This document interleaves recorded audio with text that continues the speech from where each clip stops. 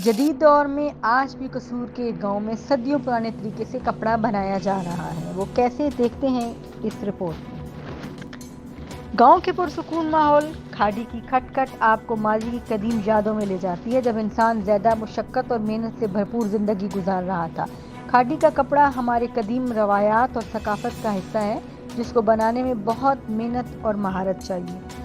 खाड़ी पर हाथ से बने गर्म सूट, बारीक और मोटी चादरों की अब भी बहुत मांग है। इसको बनाने वाले अपनी मसनूआत बाजार में फरोख्त के लिए नहीं जाते, बल्कि इनकी चीज़ें घर पे ही बिक जाती हैं। खाड़ी पर तेजी से चलते हाथ पांव सदियों की याद समोए हुए हैं। मुनफरद फन आज भी जिंदा है, जिसके जरिए देखते ही देखते धागे कपड़े की शक्ल में ढल जाते हैं।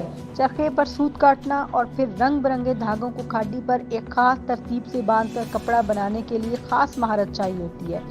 ये कदीम हुनर कहीं वक्त की इस धूल में गुम ना हो जाए, इसलिए कसूर के गांव कैसरगढ़ में कई खानदान अपनी सकाफत को बचाने के साथ साथ रोजगार कमाने में भी मसरूफ हैं।